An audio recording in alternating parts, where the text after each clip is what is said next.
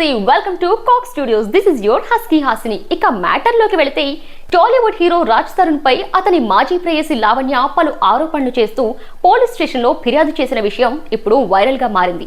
ఎక్కడ చూసినా ఇదే టాపిక్ గురించి డిస్కషన్ జరుగుతోంది. ఈ నేపథ్యంలో రాజ్ తరుణ్ దానికి వివరణ ఇచ్చేందుకు మీడియాతో సమావేశమయ్యారు. గతంలో లావణ్యతో రిలేషన్షిప్ లో ఉన్నమాట వాస్తవం, కానీ ఆమె చెబుతున్నట్లు మా మధ్య 11 ఏళ్లుగా సంబంధం లేదు. 7 ఏళ్లుగా ఆమెకు దూరంగా ఉంటున్నాను. 2014 నుంచి 2017 వరకు మాత్రమే మేము రిలేషన్లో ఉన్నాం. ఆమెకి డ్రగ్స్ అలవాటు ఉండడం, ఆమె ఫ్రెండ్స్ సర్కిల్ కూడా అంత మంచిది కాకపోవడం వల్లే ఆమెకు దూరంగా ఉంటున్నాను. ఇప్పుడు నేను చేస్తున్న సినిమా రిలీజ్ కి బాగా దగ్గరకు వచ్చేసింది. అందుకే అందులో హీరోయిన్ గా నటించిన మాల్వీతో నాకు సంబంధం ఉన్నట్టు ప్రచారం చేస్తోంది.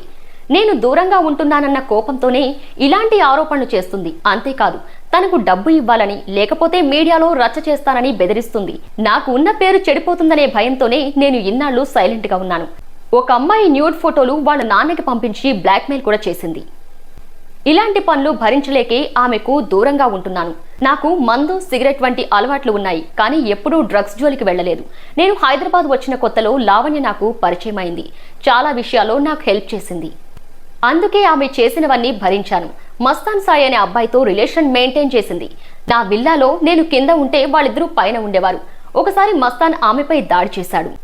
అప్పుడు అతనిపై కేసు పెట్టింది. దానికి సంబంధించిన ఎఫ్ఐఆర్ కాపీ కూడా నా దగ్గర ఉంది. ఆమె డ్రగ్స్ కేసులో ఉందని తెలిసిన వెంటనే అక్కడి నుంచి వచ్చేశాను. ఆ తర్వాత కూడా ఆమెకు చాలాసార్లు డబ్బులిచ్చాను. ఈ మధ్య ఇవ్వడం మానేశాను. దాంతో ఇలా కంప్లైంట్ చేసిందని అనుకుంటున్నాను.